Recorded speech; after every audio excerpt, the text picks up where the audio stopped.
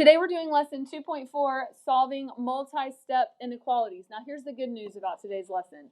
Most everything you're going to see, you've done before. Because remember, solving inequalities is very, very similar to solving equations. And you see right there at the top of your notes, the sentence that you used over and over again in chapter 1. So I want you to highlight, don't call me after midnight. Now you'll notice I didn't give you the letters a space to write down what they stand for. You do not have to write this down again, but we are going to review it, all right? What does the D in don't stand for? Distribute, okay? The distributive property. What does the C in call me stand for, or in call? Combine like terms. Now remember, you're looking on the left side of the inequality symbol, and you're looking on the right side of the inequality symbol. You're looking for like terms on the same side of the problem. What does the M in me stand for? Now listen, this one's going to be important today because with equations, if we didn't move the variable to the left side, it was a really quick fix at the end, right? We just switched the letter and we switched the number. But remember, with inequalities, it becomes a little bit more complicated because you have to make sure that you read the inequality from the variable, and then as you rewrite it, you got to have the right symbol in the right spot. Okay, so this is why at all costs we want to get that variable to the left side. All right, last time it was one of those you can if you want, we're going to in class, but I'm telling you right now, if you want to keep your life uncomplicated at the end of these problems, let's move that variable to the left. All right, what's the A and after stand for?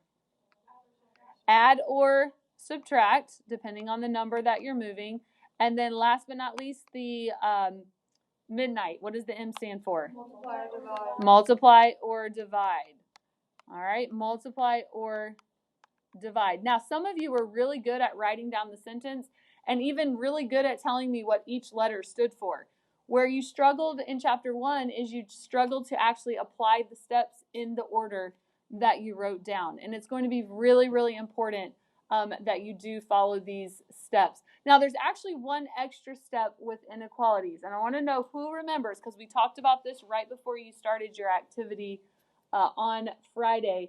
There's a final question that we need to ask ourselves before we box in our answer. Does anybody remember what that question was? Do I flip the sign? So right underneath, there's a little bit of space in your notes underneath don't call me after midnight. I want you to add this question. Do I need to flip the sign? Now, yes, that's going to lead you to a bigger question. How do we know if we need to flip the sign? Well, is the last thing you did to isolate that variable multiply or divide both sides by a negative number? All right, but the trigger question we're going to ask, do I need to flip the sign? Because if I need to flip the sign and I don't, then not only is my final answer going to be wrong, but so is my final graph. So do I need to flip the sign? Now, that leads us right into example number 1. It says solve the inequality, graph the solution. So looking at letter A, real quickly, let's go through those first few steps. What does the D and don't stand for? Do we have the distributive property in this problem? No. Call. What's the C stand for? Do we have like terms? No. If we look at the left side of the inequality, there are no like terms. If we look at the right side, there are no right terms. So, me. What's the M stand for? Move the variable. Do we have a variable on both sides of the inequality? So we don't even need to move a variable. So we are all the way down to after. What's the A stand for? Add or subtract. Now let's go back. Chapter 1. What are we trying to isolate? In letter A, what are we trying to isolate? Which is? C. All right. If you are still struggling, go ahead and circle the variable. If you're not struggling, you don't have to circle it. But if we want to get C by itself, we're supposed to add or subtract. What number do we need to move with addition or subtraction? 8. And how do we move it to the other side? Good. This is an understood positive 8, so we're going to subtract it from both sides. So, of course, 8 minus 8 is 0, and we don't need to bring that down, but we do bring down the rest of the problem. So negative 9C is greater than or equal to what? Good. Signs are the same, so we add and keep. Negative 36. And then how do we finish getting C by itself? Midnight, multiply or divide, and in this case we have to divide both sides by -9. So the -9 simplified to a 1, which we do not need to bring down, and C is greater than or equal to what? 4. +4. Now, before we box this in, what is the question that we're asking? Do I need to flip the sign? All right, well, look at the last thing you did. What was the last thing you did to get C by itself? You divided by a negative number. So, do you need to flip the sign? Yes. C is less than or equal to 4 is going to be your final answer. All right, now we graph it. What goes in the center of our number line? 4. Keep this in mind also. I saw a few people do this on their activity. The numbers go under the number line. Okay, not one time in 2-1, 2-2, or 2-3 did we graph a number line and put the numbers above the number line. So please make sure you're not doing that as we move forward. What goes to the right of the 4? 5. And what goes to the left? 3. All right. Will my circle be open or closed? Okay, on what number? 4. Now, why is it closed? Because it's greater than or equal to. All right, it's or equal to, which means 4 is one of our solutions. So we close that circle, and what direction should our arrow go? Left. And this is why we want that variable on the left side, because the inequality symbol and the arrow should be pointing the same direction. Letter B, go ahead and work letter B by yourself. Jordan, tell me what you're doing first to letter B. Would it be the reciprocal or you're subtracting? Well, let's think about our steps. What's the D stand for? Distributed property. Do we have that? No. What's the C stand for? Combine my terms. Do we have any of that? No. What's the M stand for? Do we have any of that? No. All right, so we're at add or subtract. Okay, so that was my other thing. All right, so we're trying to isolate what variable? The N. So we got 2 numbers to move, and which one are we supposed to move first? 11. The 11. How do we move it? Subtract 11 from both sides. Subtract 11 from both sides. So we have N divided by 2 is greater than, what's 12 minus 11? 1. Very good. Odina, how do we finish getting N by itself? Good. We multiply both sides by 2. They're dividing N by 2, so we have to multiply. So N is greater than, class, what's 1 times 2? 2. Very good. Now, what's the last question we ask? Do I need to flip the sign? Do I? No, the last thing I did was multiply both sides by a positive number. So I leave the sign alone, and when I graph it, what goes in the center? And to the right? And to the left. Good. My circle is going to be open or closed, and on what number? All right, why is it open? It's just greater than, which means 2 is not one of my actual solutions. And what direction does my arrow go? My solutions are greater than 2, so that is to the right. All right, let's keep moving to letter C. Think through your steps. Don't call me after midnight and tell me what's the first step we're going to have to do on this problem. Move the variable. All right, there's no distributive property. There's no parentheses. There's no like terms to combine on one side or the other, but there is a variable on both sides. Now, guys, what variable are we going to move? Which variable term? Good. We want to move our variable to the left side of the problem. Now, I saw this from some people on the test last week. If I just subtract 3 from both sides, have I shown or have I moved the entire variable term? Yes or no? No. You've got to show me that you are subtracting 3x from both sides. All right, so we subtract 3x from both sides. Also keep in mind, when you're moving a variable term, you're moving it with addition or subtraction, never multiplication or division. So 3x minus 3x cancels. What is 5x minus 3x?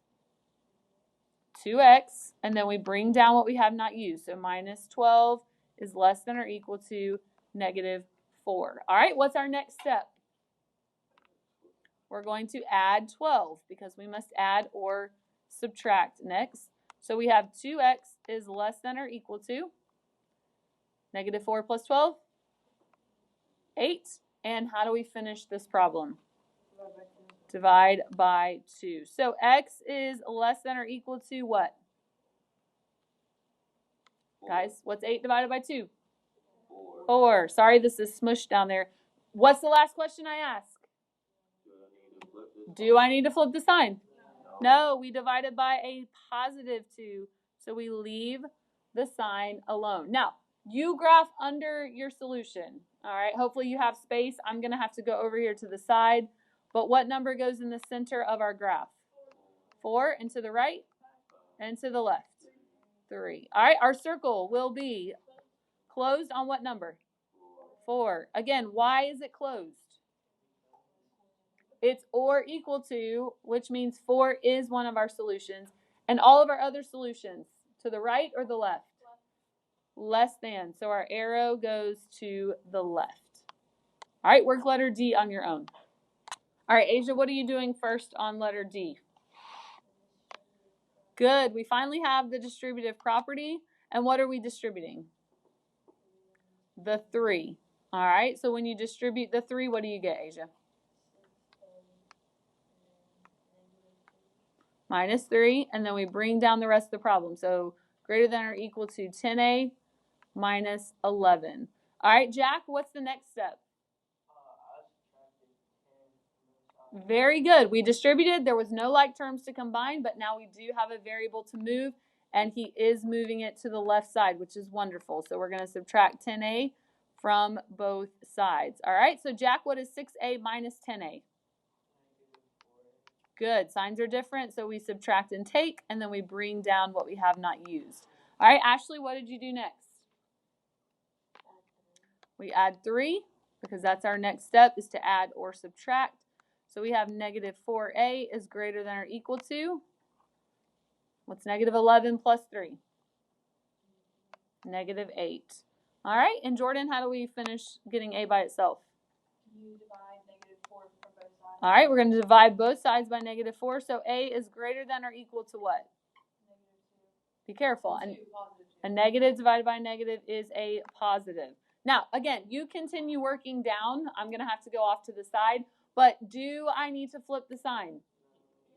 Yes. The last thing we did was divide both sides by a negative. So, yes, we must flip the sign. So, a is actually less than or equal to 2. Now, let's graph. What goes in the center? What goes to the right? And what goes to the left? Good. Circle, open or closed? Why closed? It's or equal to. So 2 is an actual solution, and all my other solutions are what direction? Left, because it's less than. Moving right along to letter E. Everybody work letter E. Cam, you tell me what you're going to do first. All right, what are you distributing? All right, we're going to distribute the 2, and what do we get when we distribute that 2? Good, and then we bring down what we have not used, so less than 2k plus 5. All right, Cam, keep going. You're doing great. What would we do next? Good, we got to move the variable. There's no like terms to combine, so we're at move the variable. Which one are you going to move? And how are you going to move it? Good, we're going to move the 2k on the right to the left, so our variable's on the left, and we're going to subtract 2k from both sides. Now, let me show you something else I saw on the test. What is on the right side? What is 2k minus 2k? 0. So I saw that get crossed out. But guess what I saw on the left side? I saw this get written down as what was left on the left side. Now, guys, if 2k minus 2k on the right cancels and equals 0, what does 2k minus 2k on the left equal? 0. So it should cancel out on both sides, and that leaves us with negative 10 is less than 5. Now, we've seen this situation before. The variable is gone, and we have to decide if we're left with a true statement or a false statement. So is negative 10 less than 5? No. Would you rather have $5 in the bank or negative $10 in the bank? Right. So is negative 10 less than 5? Yes. So before you write anything down, though, when we were solving equations, what was our final answer? When the variable was gone and the statement left was true. What was our final answer? Infinite solutions. However, while it's the same idea, That is not the verbiage that we use for inequalities. Here is what we actually are going to say. All real numbers. Now, you can write out the word numbers, or you can join me old school, and what you guys think is a hashtag, I use as a number sign. But the answer cannot be infinite solutions. If the variable cancels and the statement left is true, for inequalities, the answer is all real numbers. The idea is still the same. It means any number I plug in there is going to work. Okay, but the verbiage is different. So all real numbers. Now, once you've written that down, I want you to take that highlighter and I want you to highlight it. Because I need you to switch your brain from infinite solutions to all real numbers. I would also add this little note beside it. I would just add true statement. All right, show yourself why you wrote all real numbers, because you are left with a true statement. You don't have to do that every time, but at least for the purpose of your notes. Now, look at letter F and begin to solve letter F. Odina, what would you do first on letter F? Distribute. What are we distributing this time? The -4. And when you distribute -4, what do you get? -12n. Be careful. That's a -4 times a -1. So that's a +4. And then we bring down greater than -12n plus 5 2/10. All right, keep going. Adina, you're doing great. We've done the distributive property. Now what? Again, no like terms to combine, but we do need to move the variable. And how are you going to move it? All right, be very careful, because is it not already? So we're going to do what with it on both sides? We're actually going to add 12n to both sides. Very good. We're going to add 12n to both sides. So what is -12n plus 12n? It cancels. And if it cancels on the right, it has to cancel on the left. And that leaves us with 4 is greater than 5 2/10. Now here we are again. Variable's gone. Are we left with a true statement or a false one?